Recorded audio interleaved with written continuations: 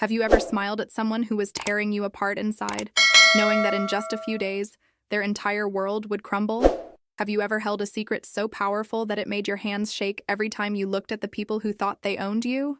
Well, let me tell you about the day I sat in that fluorescent-lit break room, nodding along to their cruel jokes about my clothes, my hair, my ideas, my very existence, all while clutching my phone in my pocket where the email confirmations for Monday's interviews were waiting. My name doesn't matter for this story, but what matters is that I was invisible to them until the moment I became unforgettable.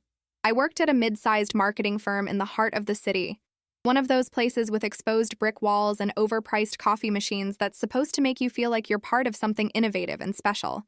But behind the trendy facade was a culture of cruelty that I had endured for almost 2 years.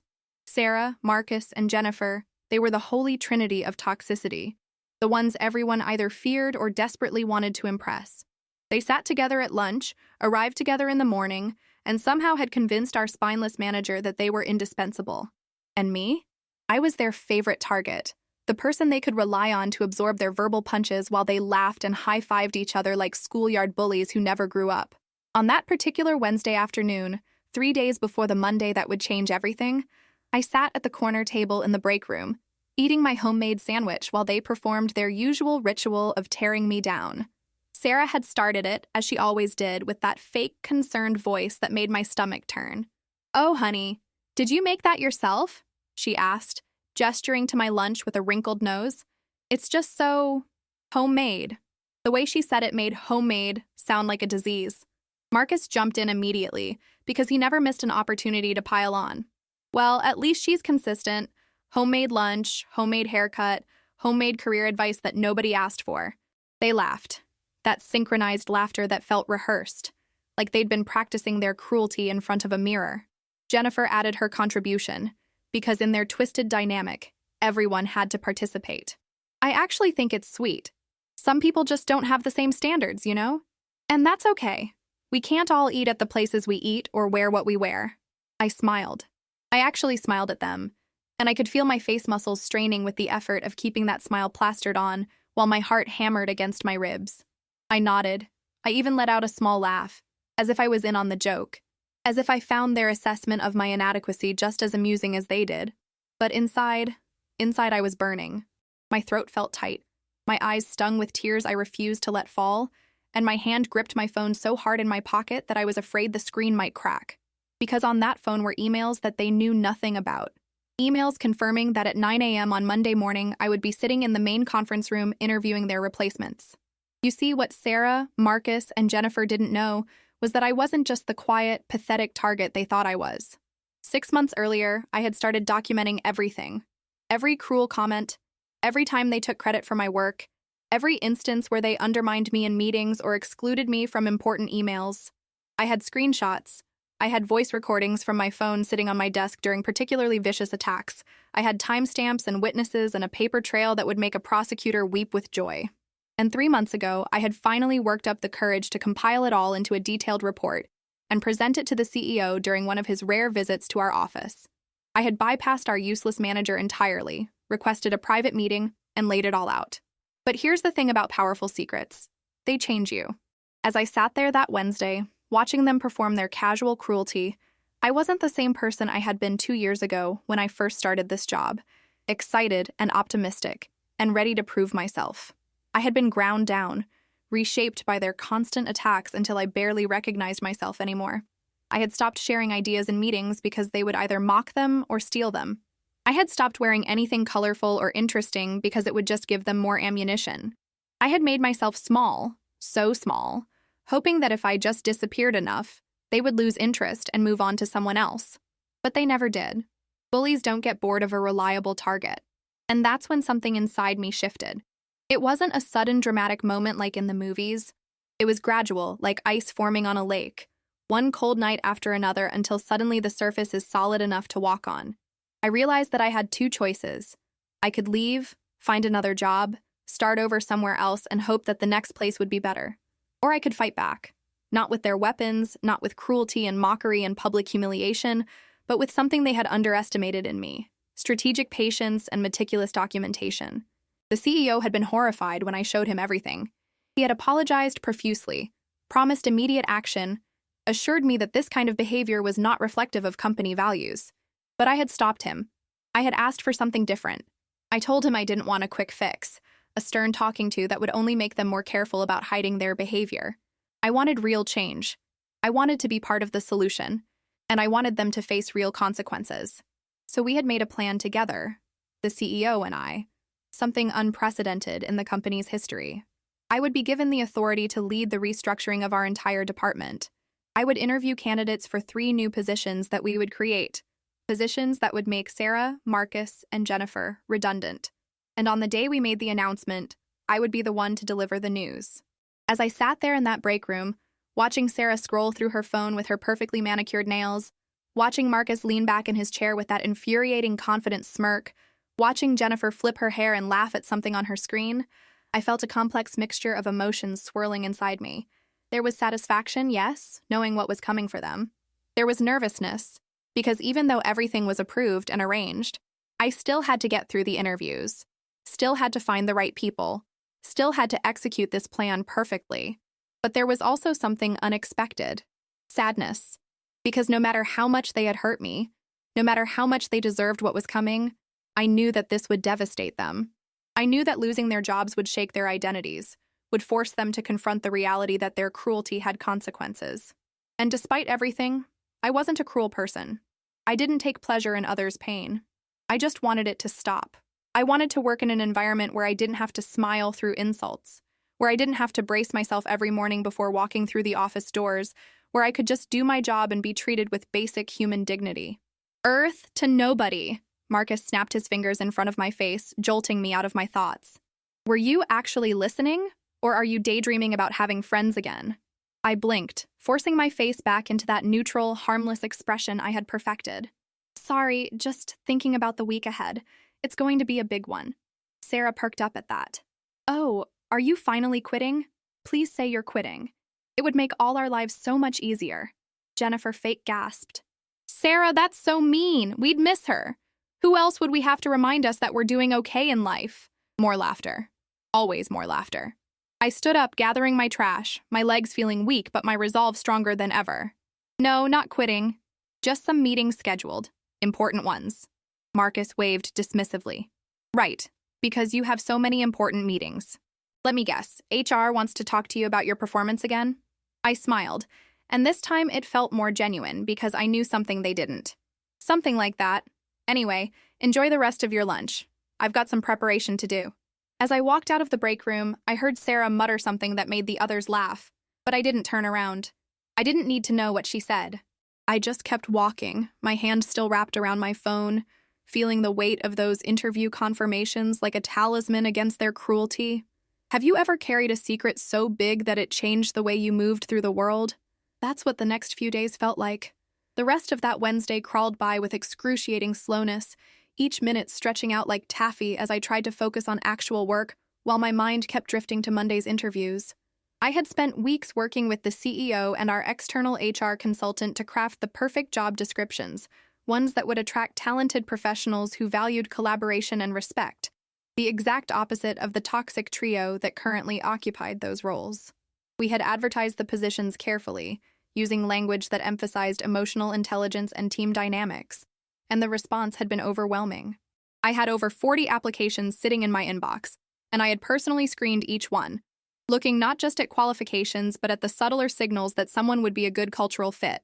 I had conducted phone screenings, checked references with questions specifically designed to reveal how candidates treated colleagues and handled conflict. And now I had narrowed it down to 9 candidates who would come in on Monday for in-person interviews. 9 people who had no idea they were replacing 3 of the most toxic people I had ever encountered. Thursday morning arrived with the same dreaded ritual.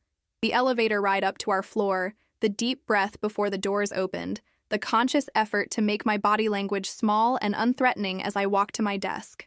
Sarah was already there, and she looked up from her computer with that predatory gleam in her eyes that meant she was in a particularly vicious mood.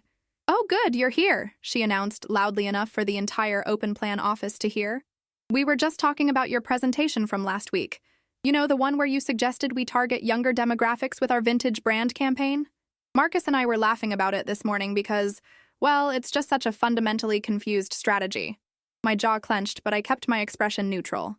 That presentation had taken me 3 weeks to prepare, with extensive research and data analysis. And I knew with absolute certainty, that Sarah had barely glanced at it before dismissing it. Marcus swiveled in his chair to join the conversation, because he never missed an opportunity to perform for an audience. I mean, I appreciate the effort, really I do. It's just that some people don't have the instinct for this kind of work. Not everyone can be strategic. Some people are better at, supporting roles. Jennifer piped up from her corner desk. Exactly. And there's no shame in that. We need people who can handle the administrative side of things. Not everyone needs to be a creative thinker. The implication was clear, and the knife twisted a little deeper because several of our colleagues were listening, some with uncomfortable expressions, others with barely concealed amusement. I wanted to scream. I wanted to pull out my phone and show them the emails, show them that in 4 days I would be sitting across from their replacements, asking questions and checking references and making decisions about their professional futures. But I didn't, because the secret was my power, and revealing it too soon would ruin everything. Instead, I nodded slowly and turned to my computer. I appreciate the feedback, I said in a voice that sounded hollow even to my own ears. I'll keep that in mind for future projects. Sarah made a dismissive sound. Future projects. That's optimistic. I spent the rest of Thursday in a fog of suppressed rage and anxiety, working on the interview questions I would ask on Monday while simultaneously trying to keep up with my regular responsibilities. During lunch, I deliberately avoided the break room, taking my sandwich to a quiet corner of the parking garage where I could eat in peace and review the candidates' resumes one more time. I had learned to find these pockets of solitude throughout the building, places where I could let my guard down for a few precious minutes without fear of ambush. My phone buzzed with a text from the CEO. All set for Monday. Conference room A is booked all day. I'll introduce you to each candidate and then leave you to conduct the interviews. Remember, you have full authority on this. Your decision is final. I stared at that message for a long time, feeling the weight of responsibility settling on my shoulders alongside the anticipation of justice. This wasn't just about replacing 3 terrible employees anymore. It was about setting a new tone for our entire department, about proving that talent and kindness weren't mutually exclusive, about creating the kind of workplace I had naively believed this place would be when I first accepted the job offer. Friday brought a new level of torment because Sarah had apparently decided that the weekend before Monday would be the perfect time to really drive home her dominance. During our morning team meeting, she interrupted me no fewer than 7 times, each interruption more dismissive than the last. When I tried to present an update on a client project I had been managing, she literally yawned and said, "Can we skip to something relevant?" Our manager, true to form, said nothing, just shifted uncomfortably in his chair and moved the agenda along. After the meeting, Marcus cornered me by the coffee machine with that false, friendly tone that somehow felt more threatening than outright hostility. "Hey, can I give you some advice? Colleague to colleague?" I didn't want his advice. I didn't want anything from him except his absence from my life, but I nodded, stirring my coffee with wooden movements. "You've got to develop a thicker skin," he said, leaning against the counter in a pose of casual mentorship that made me want to throw my hot coffee in his face. "This industry isn't for sensitive people. The fact that you take everything so personally is really holding you back. Sarah and Jennifer and I were just trying to help you see that. It's tough love. Tough love." The phrase echoed in my mind as I walked back to my desk, my hands trembling slightly around my coffee mug. Tough love was supposed to build you up while challenging you.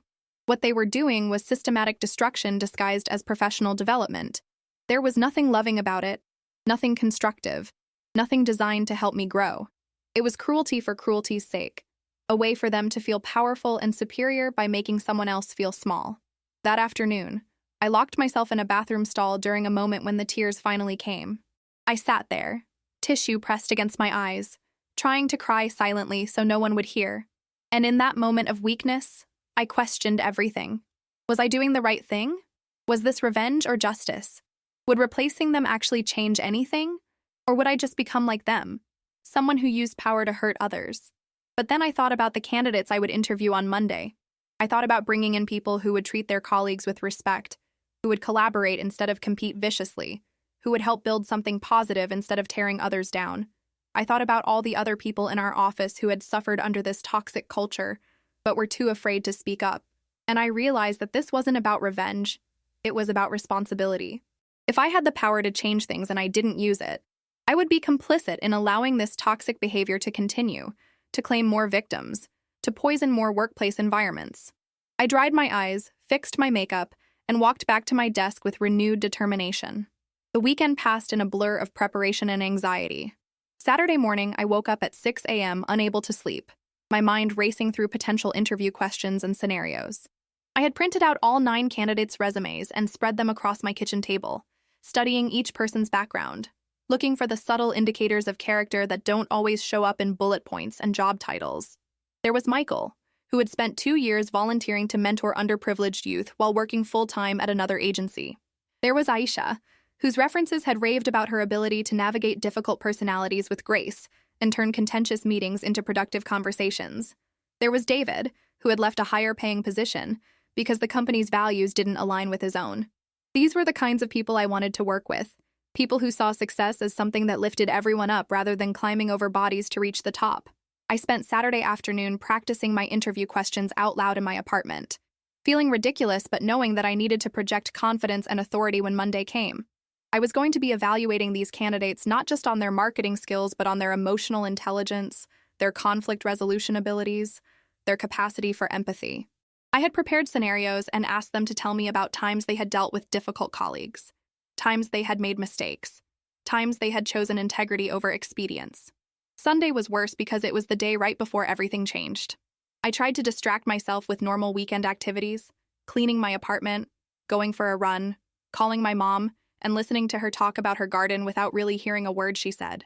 My mind was stuck on Monday, playing out different versions of how it would all unfold. Would Sarah cry when she found out? Would Marcus get angry and confrontational? Would Jennifer try to manipulate her way out of it somehow? And the bigger question that kept nagging at me, how would I feel when it was all over? That night, I barely slept. I lay in bed staring at the ceiling, watching shadows shift as cars passed by outside, thinking about how much my life had changed in the 2 years since I had started at this company. I had been so different then, so full of hope and energy and naive trust that hard work and talent would be recognized and rewarded. They had systematically destroyed that version of me, replacing her with someone cautious and guarded, someone who flinched at loud voices and second-guessed every word before speaking. But they hadn't destroyed me completely. Somewhere deep inside, that spark of who I used to be had survived, and it was that spark that had given me the courage to document their abuse, to approach the CEO, to fight back in the most strategic way I could conceive. Monday morning arrived with crisp autumn air and a clarity that felt almost surreal. I dressed carefully, choosing a navy blue suit that made me feel professional and powerful, so different from the muted colors and forgettable outfits I had been wearing to avoid attention.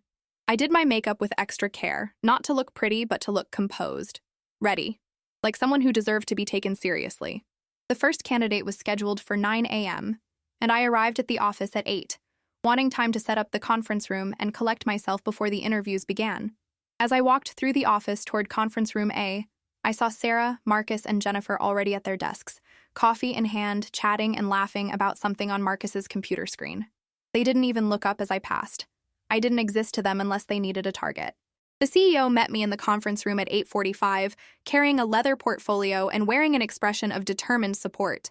"Are you ready for this?" he asked, and I appreciated that he was taking this seriously, that he wasn't minimizing the magnitude of what we were about to do. "I'm ready," I said, and I meant it. My hands were steady, my mind was clear, and I felt more certain of my purpose than I had in months. "Good," he nodded. "Remember, you're in charge here. These are your interviews, your decisions. I trust your judgment completely. I'll make the introductions and then leave you to it. And this afternoon, after all the interviews are done, we'll meet to discuss your recommendations." The first candidate was Michael, the one who mentored youth in his spare time, and from the moment he walked into that conference room, I knew we had made the right decision to bring him in. He was warm but professional, answered questions with thoughtful consideration, and when I asked him about a time he had dealt with a difficult colleague, he told a story that emphasized understanding over judgment, resolution over revenge. "I think most workplace conflicts come from misunderstanding and poor communication," he said, leaning forward slightly, his expression earnest. "I always try to approach difficult situations by first asking myself what I might not be seeing, what context I might be missing. People rarely wake up deciding to be difficult. Usually there's something else going on." I made notes, asked follow-up questions, and felt something unfamiliar blooming in my chest. Hope. Hope that we could actually build a different kind of team, that not every workplace had to be a battlefield, that collaboration didn't have to mean compromising your values or accepting abuse.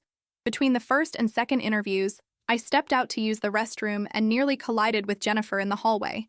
She looked at me with surprise, taking in my suit, my confident posture, the leather portfolio I was carrying. "Well, don't you look fancy," she said, and there was something in her voice that wasn't quite her usual mockery. It was curiosity, maybe even a hint of concern. "What's the special occasion? Job interview somewhere else? Please say it's a job interview somewhere else."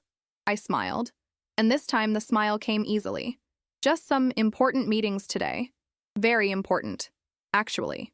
She studied me for a moment longer, and I could see her trying to puzzle out what was different, what had changed. But she couldn't see it because she had never really looked at me in the first place. I was just a prop in her story, not a real person with agency and plans and the capacity to change my circumstances.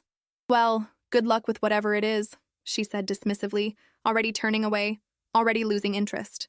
I watched her walk back to her desk, watched her lean over to whisper something to Sarah that made them both laugh, and I felt a strange detachment, as if I was already viewing them from a distance, as if they were already part of my past rather than my present. The second interview was with Aisha, and she was even more impressive than her resume had suggested. When I asked her about her approach to team dynamics, she spoke passionately about creating inclusive environments where everyone's voice mattered, where differences were seen as strengths rather than threats. "I've worked in toxic places before," she admitted, and her honesty was refreshing. Places where people hoarded information and used fear as a management tool. And I promised myself I would never be that kind of colleague. I want to build things, not break people down.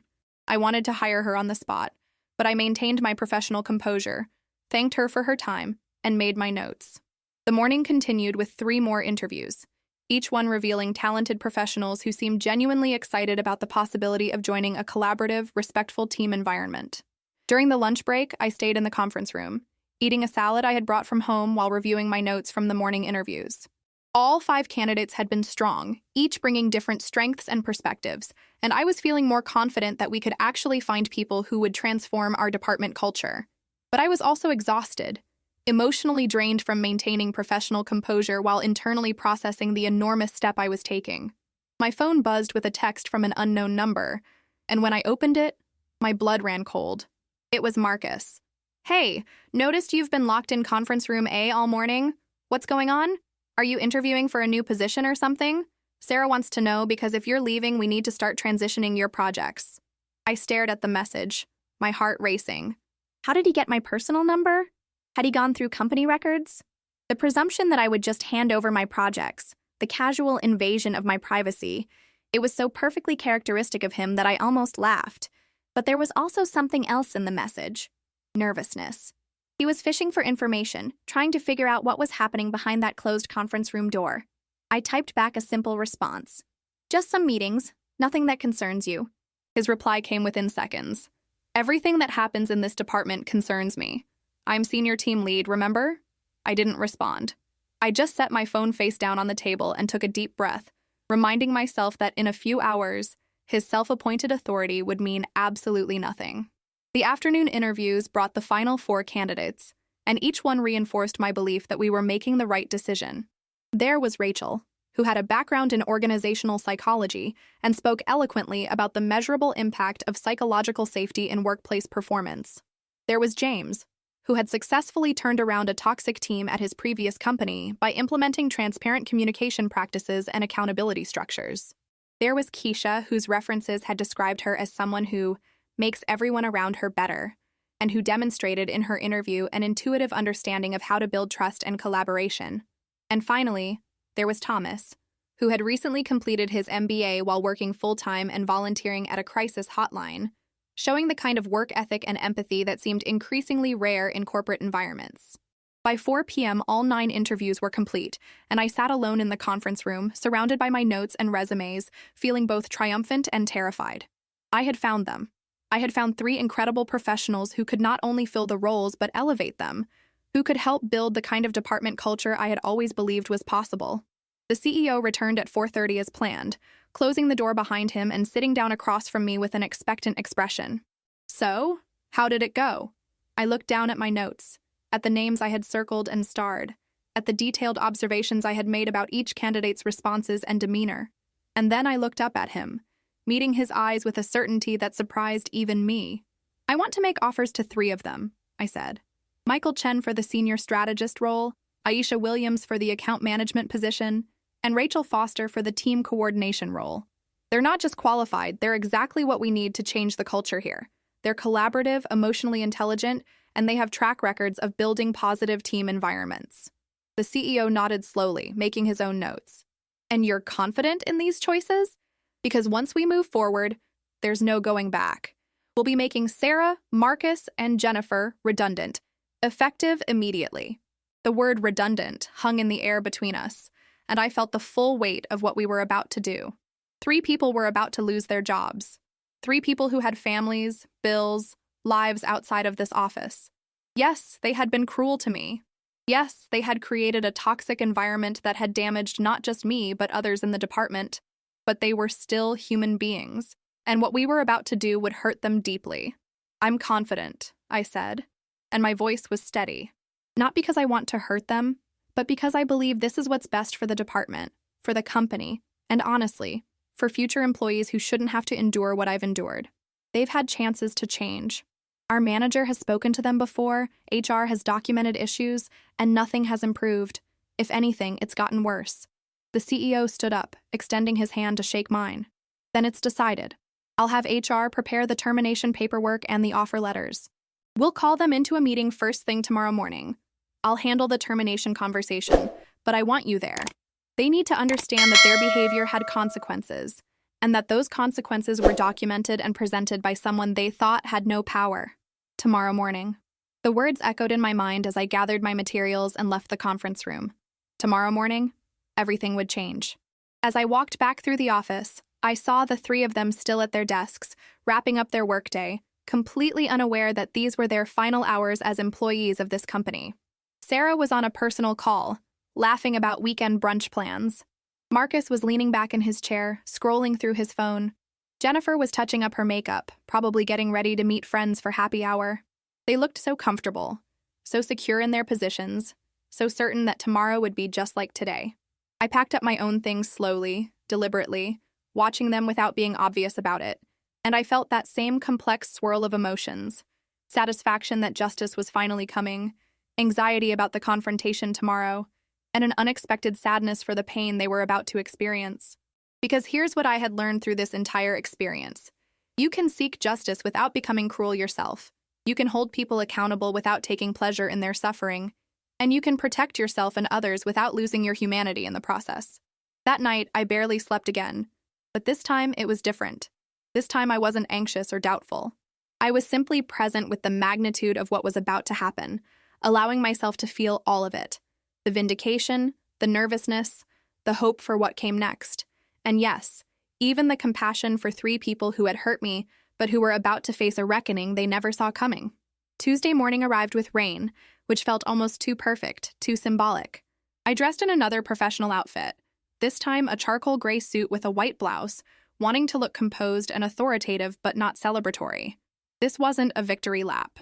This was a necessary conclusion to a painful chapter. The CEO had scheduled the meeting for 8:30 a.m., before most of the office arrived, to minimize the spectacle and preserve whatever dignity could be preserved in a situation like this. I got to the office at 8, my stomach in knots, my coffee untouched because I knew I couldn't keep anything down. At 8:20, the CEO texted me, "Conference room B, HR is here. We're ready when you are." I walked to the conference room on legs that felt disconnected from my body, each step measured and deliberate. Inside, the CEO and our head of HR, Patricia, were sitting on one side of the long table with 3 empty chairs across from them, and 1 chair at the end, which I understood was for me. Patricia gave me a small, supportive nod. She had been briefed on everything, had reviewed all my documentation, and had been instrumental in ensuring that this process followed proper legal protocols. "They'll be here any minute," the CEO said quietly. "I've called them each individually, told them it was an urgent meeting about departmental restructuring. They don't know you'll be here." As if on cue, there was a knock on the door and Sarah walked in, looking annoyed at being summoned so early. Her expression shifted to confusion when she saw me sitting there, then to something like contempt, as if my presence confirmed that this meeting couldn't possibly be that important. "What's this about?" she asked, not bothering with pleasantries. I have a client call at 9. Please sit down, Sarah, the CEO said, his tone leaving no room for argument. We're waiting for Marcus and Jennifer. The next 5 minutes were excruciating. Marcus arrived next, doing a double take when he saw me, his eyes narrowing with suspicion. Jennifer was last, breezing in with her usual casual confidence that evaporated the moment she registered the serious expressions around the table. When they were all seated, the CEO folded his hands on the table and began. Thank you all for coming. I'm going to be direct because I respect you enough not to waste your time. Effective immediately, your positions at this company are being eliminated. Your employment is terminated as of this morning. Patricia will explain your severance packages and the logistics of your departure. The silence that followed was deafening. I watched their faces cycle through shock, disbelief, confusion, and then, predictably, anger. Sarah found her voice first, and it was shrill with panic. What? You can't just fire us. On what grounds? We're the top performers in this department. The CEO remained calm, his voice steady. This isn't a performance issue in terms of client results. This is about behavior and culture. We've received extensive documentation of a pattern of workplace bullying, harassment, and toxic behavior that violates company policies and creates a hostile work environment. Marcus slammed his hand on the table, making us all jump. This is bullshit. Documentation from who? What kind of witch hunt is this? And that's when the CEO gestured toward me, and 3 pairs of eyes swiveled in my direction with expressions ranging from shock to fury to something that almost looked like betrayal, as if I had somehow violated an unspoken agreement by refusing to remain their victim forever. The documentation came from our colleague here, the CEO said, and I heard the emphasis he placed on colleague, a subtle reminder that I was their equal, not their subordinate. She has spent months carefully recording incidents of harassment, verbal abuse, and professional sabotage. She has screenshots, voice recordings, witness statements, and a detailed timeline of behaviors that constitute a clear pattern of workplace bullying. Jennifer's face had gone pale. You've been recording us? That's illegal. That's a violation of privacy. Patricia, the HR director, spoke up for the first time, her voice crisp and professional. Actually, in this state, one-party consent is legal for recordings, and even without the recordings, the written documentation and witness corroboration would be sufficient. This isn't a rash decision. This has been reviewed by legal, by HR, and by executive leadership. The decision is final. Sarah turned to me, and the look in her eyes was pure venom. You petty, vindictive little snake. You couldn't handle a little workplace banter, so you run crying to the CEO and get us all fired? Do you have any idea what you've done? I have a mortgage. Marcus has kids. How dare you? I had prepared for this moment, had rehearsed in my mind how I would respond. But now that it was happening, all my prepared speeches vanished. What came out instead was raw and honest, my voice shaking but clear. Workplace banter? I repeated, and I heard the years of suppressed anger bleeding into my words. You called me stupid in meetings. You took credit for my work. You mocked my appearance, my ideas, my very presence in this office. You made me dread coming to work every single day. You made me question my abilities, my worth, my right to exist in professional spaces. That's not banter, Sarah. That's abuse. And I didn't get you fired. Your behavior got you fired. I just made sure there was a record of it. Marcus leaned forward, his expression calculating now, trying a different approach. Look, if we said some things that hurt your feelings, we're sorry, okay? But this is an overreaction. We can work this out. We can all be adults here. You had 2 years to be adults, I said, and I was surprised by how steady my voice had become. 2 years of chances to treat me with basic human respect. You chose cruelty instead, every single day. And it wasn't just about hurting my feelings. It was about creating an environment where bullying was normalized, where people were afraid to speak up, where toxicity was rewarded. The CEO stood up, signaling that the conversation was over. Your personal belongings will be packed and sent to you. Your access to company systems has already been revoked. Patricia will walk you through the severance details and exit process. I want to be clear. This decision is not up for negotiation or appeal. This meeting is concluded. What happened next was chaos. Sarah started crying, loud, hiccuping sobs that I suspected were more about anger than genuine sadness. Marcus demanded to speak to a lawyer, to someone higher up, to anyone who would listen to his protests.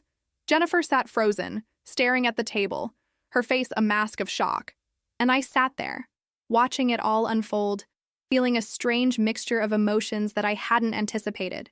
There was relief, yes, a deep exhale of tension that I had been holding for 2 years. There was satisfaction in seeing consequences finally manifest for behavior that had gone unchecked for so long.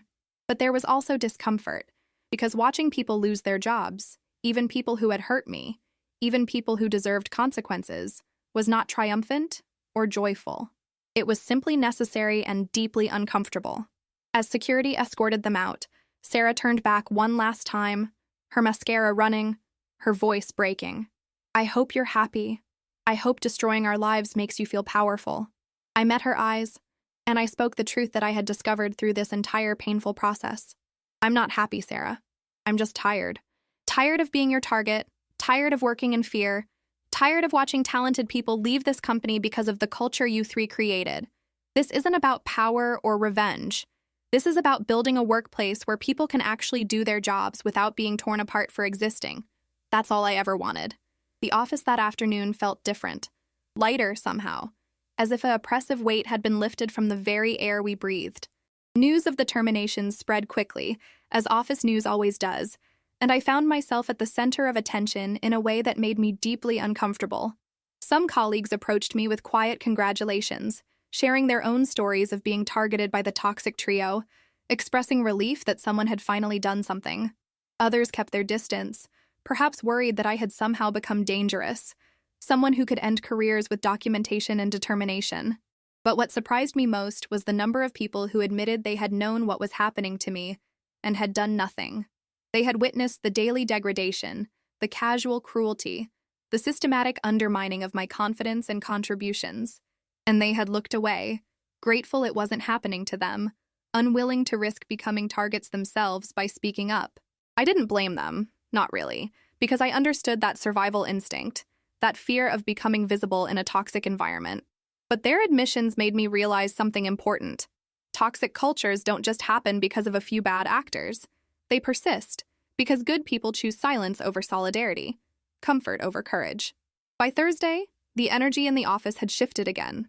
Our manager, who had been conspicuously absent during the termination meeting, called a department gathering to address what he called recent changes and our path forward. He stood in front of the assembled team, looking uncomfortable and speaking in the kind of corporate language designed to say everything and nothing at once, talking about renewed focus on company values and collaborative excellence and other meaningless phrases. I sat in the back, watching him perform this inadequate response to a crisis he had allowed to fester through his own weakness and indifference, and I felt a clarity settling over me about my own path forward. When he asked if anyone had questions, I raised my hand, and the room fell silent. "Yes?" he said, looking like he'd rather be anywhere else. "I have a question about accountability," I said, keeping my voice calm and professional. "For 2 years, I and others came to you with concerns about the hostile work environment. Those concerns were documented, specific, and ongoing.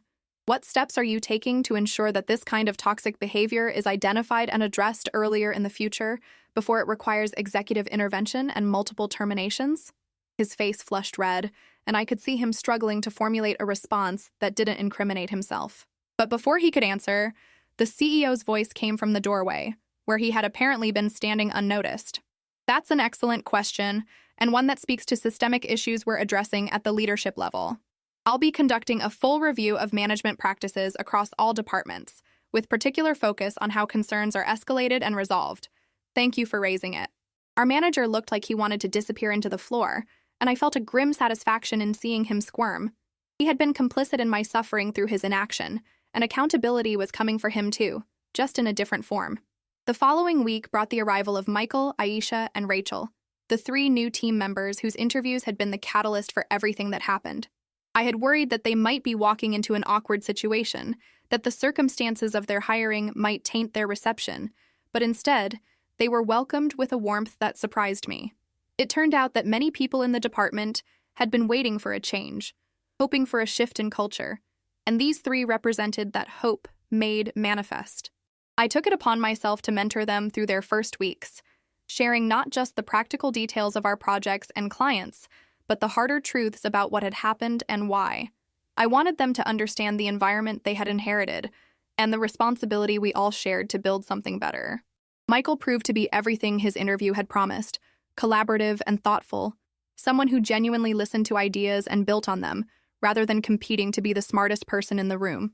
Aisha brought an emotional intelligence that transformed our team meetings from tense, competitive performances into actual productive conversations. And Rachel implemented systems and processes that made everyone's work more visible and valued, eliminating the kind of credit stealing that had been so common under the previous regime. But the real transformation wasn't in the new people, it was in all of us who remained. Without the constant threat of being mocked or undermined, people started sharing ideas more freely. Without the fear of having work stolen, people started collaborating more openly. Without the daily dose of cruelty, people started enjoying their jobs again. I watched colleagues who had been quiet and withdrawn for years suddenly become animated and engaged, contributing in meetings, laughing in the break room, staying late not because they were afraid, but because they were actually invested in what they were creating. And I rediscovered parts of myself that I thought had been permanently damaged. I started wearing colors again, bright blues and reds and yellows that reflected how I actually felt instead of the muted tones I had adopted to avoid attention. I started sharing ideas in meetings without that familiar knot of dread in my stomach. I started trusting that my contributions would be valued rather than ridiculed. It was like learning to walk again after a long illness, tentative at first, testing whether the ground would hold, gradually building confidence with each step. Have you ever experienced something painful that fundamentally changed who you are? Not in a tragic way, but in a way that forced you to discover strengths you didn't know you had, to set boundaries you had never enforced, to recognize your own worth after others had spent years trying to convince you that you had none? 3 months after the terminations, I was sitting in the same break room where Sarah, Marcus, and Jennifer had once held court, but the atmosphere was completely different. Michael was telling a story about a disastrous client presentation that had somehow turned into their biggest account, and everyone was laughing, not at anyone's expense, but at the absurdity of the situation. Aisha was sharing homemade cookies she had baked over the weekend, and Rachel was showing pictures of her new puppy on her phone. It was normal, healthy workplace camaraderie, the kind I had seen in other offices, and always wondered if I would ever experience myself. My phone buzzed with a LinkedIn message, and when I checked it, I felt my stomach drop. It was from Jennifer. "I know you probably don't want to hear from me," the message began, "but I've been in therapy since everything happened, and my therapist suggested I reach out to make amends as part of my recovery process. I don't expect you to forgive me or even respond, but I wanted you to know that I recognize now how horribly we treated you." I was so caught up in being part of Sarah and Marcus's inner circle that I participated in cruelty I would have condemned in any other context. I told myself it was just jokes, just office culture, just the way things were. But it wasn't. It was bullying, and it was wrong, and I'm genuinely sorry for the pain I caused you. Losing my job was devastating, but it also forced me to confront parts of myself I had been avoiding. I'm trying to be better now. I hope you're doing well. I stared at that message for a long time, reading it over and over, trying to discern whether it was genuine or manipulative, whether it deserved a response or should be ignored. In the end, I wrote back a simple message. "I appreciate you taking accountability. I hope therapy is helping you grow. I'm doing well, and I wish you the same." It wasn't forgiveness, not exactly, but it was acknowledgement. She had hurt me, and no apology could erase that pain or give me back the 2 years I had spent suffering in that toxic environment. But her willingness to recognize her role and work on changing was more than I had expected, and I decided that holding on to anger and resentment would only continue to give them power over my life. Sarah and Marcus never reached out, and I didn't expect them to. Some people learn from consequences, and others simply find new targets and repeat the same patterns. I had done what I could to stop their behavior in our workplace, but I couldn't control what they did afterward, and I had to make peace with that limitation.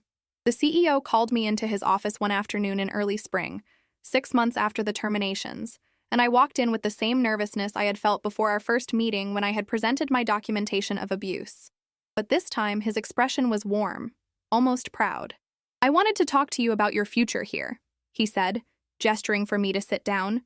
"The transformation in your department has been remarkable, and a lot of that is directly attributable to your leadership, both in identifying the problems and in helping build the solutions.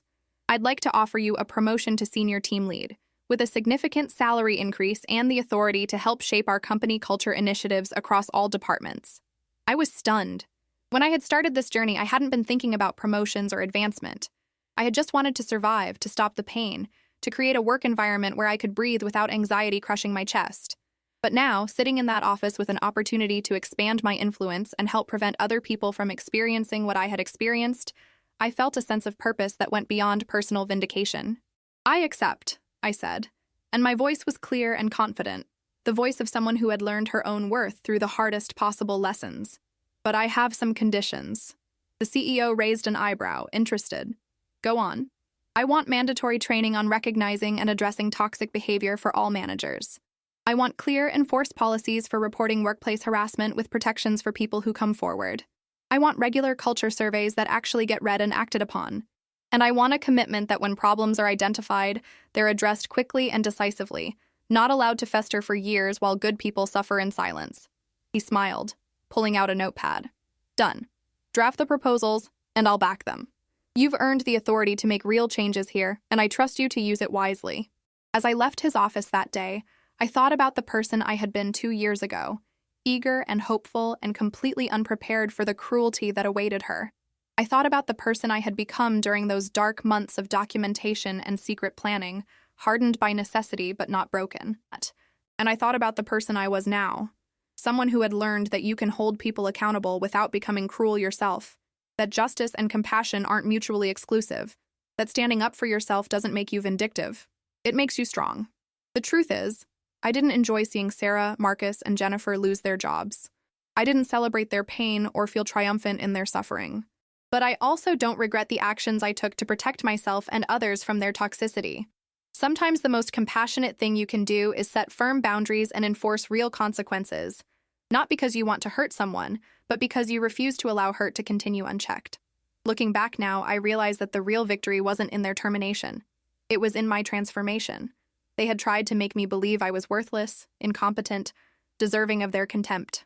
But through the process of documenting their abuse, building a case, and ultimately changing the entire culture of our department, I had proven to myself that I was none of those things. I was capable, strategic, resilient, and worthy of respect. They couldn't take that away from me, no matter how hard they tried. And here's what I want you to understand. What I wish I could go back and tell that younger version of myself who was sitting in the break room 2 years ago, smiling through tears while they tore her apart. You don't have to accept cruelty as the price of employment. You don't have to make yourself small to avoid being targeted. And you don't have to suffer in silence because you're afraid of being labeled difficult or vindictive. Your dignity has value. Your mental health matters. Your right to work in an environment free from harassment and abuse is not negotiable. If you're experiencing workplace bullying, document everything. Save emails, record conversations if it's legal in your state, write down dates and times and witnesses. Build your case carefully and thoroughly, and then find someone with the authority and integrity to actually do something about it, whether that's HR, executives, or even external authorities if necessary. Yes, it's exhausting. Yes, it's scary. Yes, there's a risk that speaking up might make things worse before they get better, but I promise you, the alternative, continuing to endure abuse, continuing to shrink yourself, continuing to lose pieces of your soul day by day, that's worse. I know because I lived it. And I also know that you're stronger than you think you are, more capable than they've convinced you that you are, and absolutely deserving of a workplace where your contributions are valued and your humanity is respected. So here's my challenge to you. Whoever you are, wherever you're watching this from, if you're currently experiencing workplace bullying, start documenting today. If you're witnessing someone else being bullied, speak up or at least offer private support. If you're in a position of leadership, create systems that protect people who report abuse and hold perpetrators accountable quickly and firmly. And if you've been the bully, whether intentionally or because you got caught up in a toxic culture, stop. Recognize the harm you're causing, take responsibility for your actions, and choose to be better. It's never too late to change, to become someone who builds up instead of tears down, who collaborates instead of competes viciously, who treats colleagues with the basic dignity that every human being deserves.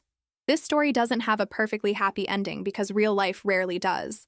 I still have moments where I doubt myself, where the echoes of their cruel words resurface in my mind.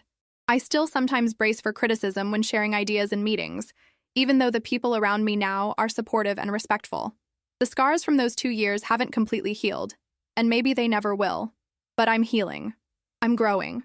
I'm building a career and a life that reflects my values rather than just surviving other people's cruelty. And every time I see Michael, Aisha, or Rachel thriving in the roles that replaced the toxic trio, Every time I participate in a team meeting that's collaborative instead of combative. Every time someone thanks me for creating a culture where they feel safe to contribute and take risks, I know that standing up for myself was worth every difficult moment. Have you been through something similar? Have you ever had to stand up to bullies in your workplace or elsewhere in your life? I'd love to hear your story in the comments below because sharing our experiences is how we support each other, how we let others know they're not alone, how we build communities of people who refuse to accept cruelty as normal or inevitable. If this story resonated with you, if it made you feel something or think differently about workplace dynamics or your own worth, please leave a like on this video. It helps the algorithm show this story to other people who might need to hear it, other people who are sitting in break rooms right now, smiling through pain, wondering if they have to accept abuse as the price of employment. They don't. You don't. None of us do. And please subscribe to my Truth Revealed Tales for more stories about real people navigating difficult situations, standing up for themselves, and discovering their own strength in the process. Hit that notification bell so you don't miss future stories, because every week we're sharing new tales of courage, consequence, and transformation. Thank you for listening to my story, for witnessing this chapter of my life, and for being part of a community that believes people deserve to be treated with dignity and respect in every environment, including their workplaces. Remember, you are stronger than you think, more valuable than they've told you, and absolutely deserving of environments where you can thrive instead of just survive. Stay strong, speak up, and never let anyone convince you that accepting abuse is the same as being professional. It's not. It never was. And together we can build workplaces and a world where kindness and competence go hand in hand, where success doesn't require stepping on others, and where everyone has the opportunity to contribute their best work without fear of being torn apart for existing. Thank you, and I'll see you in the next story.